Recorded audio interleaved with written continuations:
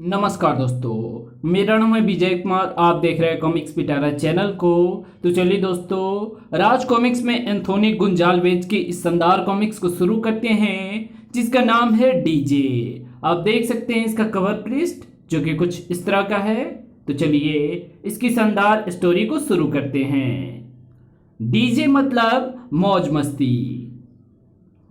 कांटा लगा, हाय लगा, आजा हाँ राजा बंगले के पीछे। लेकिन का जवाब मिलेगा। लेकिन मौज मस्ती के लिए कोई समय या जगह निर्धारित नहीं होती, बस मूड बन गया, मौज मस्ती चालू। और अगर सी बीच पर मौज मस्ती का मूड है तो पानी की उछाल लेती लहरों के बीच जाने से पहले सावधानी जरूरी है, वरना रंग में भंग पड़ सकता है। क्योंकि वहां सिर्फ उछाल लेती हुई वे प्रचंड लहरें ही नहीं थी, कुछ और भी था।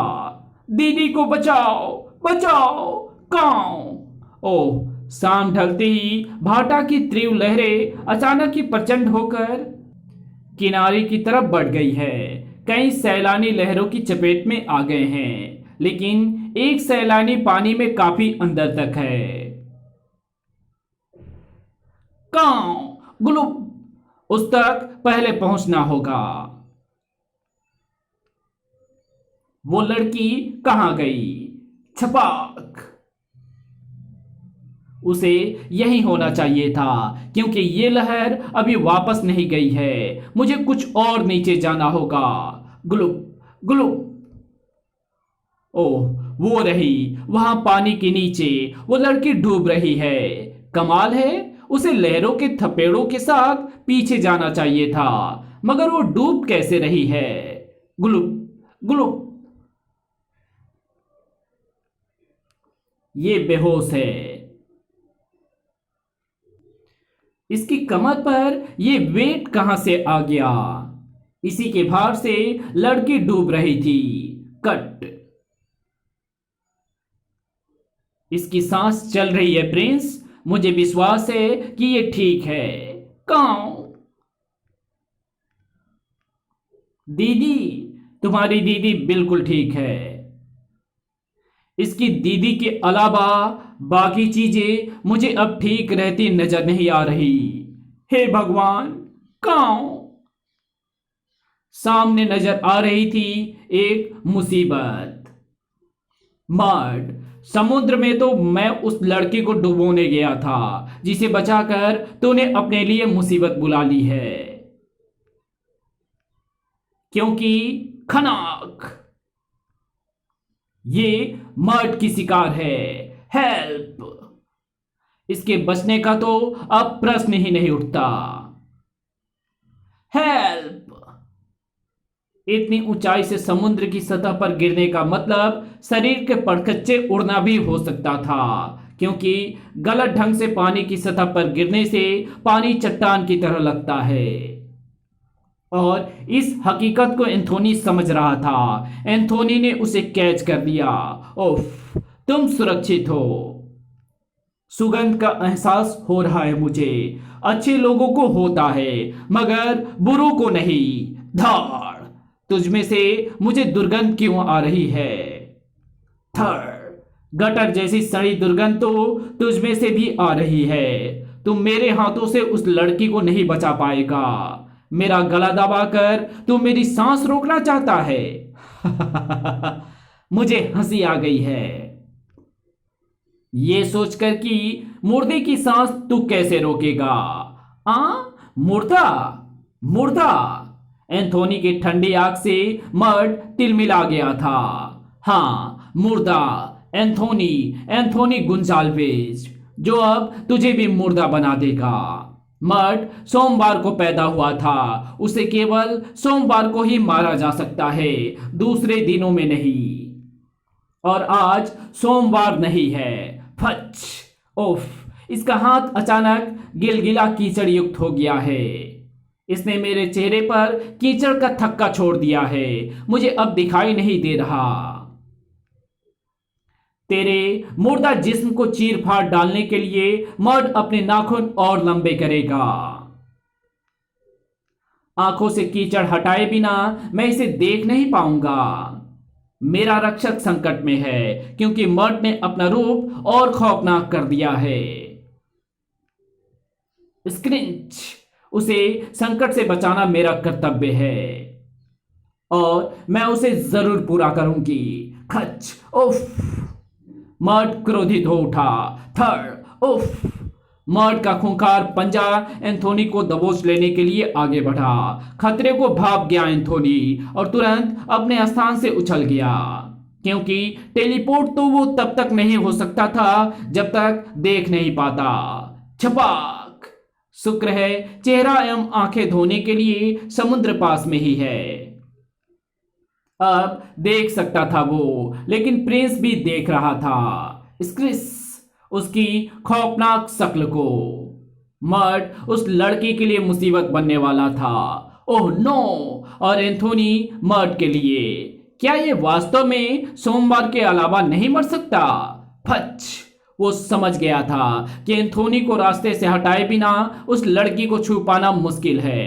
ओफ! स्क्रिस, ची डालूंगा तुझे एंथोनी। ये प्रिंस मुझसे क्या कह रहा है? क्या हुआ है मेरे चेहरे को?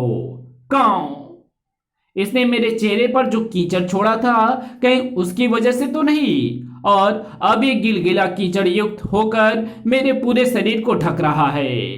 काऊ, प्रिंस उसे खतरे की चेतावनी दे रहा था। शायद मेरे पूरे शरीर को गलाने के लिए ये मेरा वजूद खत्म करना चाहता है। एंथोनी उस तेज झटके से नीचे गिर पड़ा। थर्ड, ओफ! ये मेरा शरीर छोड़कर फिर उस लड़की की ओर जा रहा है और उसका कीचड़ युक्त शरीर मेरे शरीर पर सूख चुकी चमड़ी को गलाकर साथ ही लेता चला गया है और मैं कंकाल के रूप में पीछे छूट गया हूं। अब ये शरीर इसकी मौत के साथ ही पूरा होगा। मर्द फिर से उस लड़की की तरफ बढ़ रहा है। अगर उसका शरीर लड़की को स्पर्श कर गया तो उसका हाल भी मेरे जिस्म जैसा होगा। ये इस लड़की को खत्म करना चाहता है। पहले मुझे इस लड़की को ही यहां से हटा देना चाहिए। Oh no! एंथोनी उस लड़की सहित वहां से टेलीपोर्ट हो गया। वो बचेगी नहीं। काऊ! मर्द समझ चुका था कि वो जिस काम के लिए आया है वो अब बिना उसके शिकार के पूरा नहीं होगा। मर्द अंधेरे में खोता चला गया। इधर, उफ! तुम इस हालत में भी जीवित कैसे हो एंथोनी? दरअसल मैं जीवित हूं ही नहीं। वक्त और हालातों के रूह ने मुझे जिंदा रखा हुआ है ताकि मैं मर्द जैसे शैतानों का खात्मा कर सकूं। उफ! तो क्या तुम भूत हो? नहीं, भूत सिर्फ एक रूह होता है। मैं मुर्दा हूं, एक जिंदा मुर्दा एंथोनी। मैं मर्द को समाप्त नहीं करूंगा तो ना जाने वो फिर कब आकर तुम्हारी जान ले ले। ठहरो, जाना नहीं एंथोनी। मैं एक स्किन स्पेशलिस्ट हूं एंथोनी। मेरा नाम वेनू है। मैं समझ चुकी हूं कि इससे पहले मैं तुम्हारा जो शरीर देख रही थी वो एक मम्मीफाइड बॉडी थी।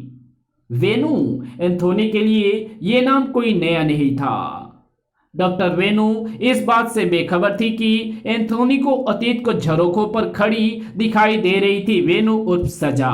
वेनू जिसने सजा के रूप में उसने कई बार मदद की थी। तुम्हारा शरीर और सभी बॉडी पार्ट्स तुम्हारे स्केलेटन सिस्टम में बिल्कुल ठीक ठाक अवस्था में हैं।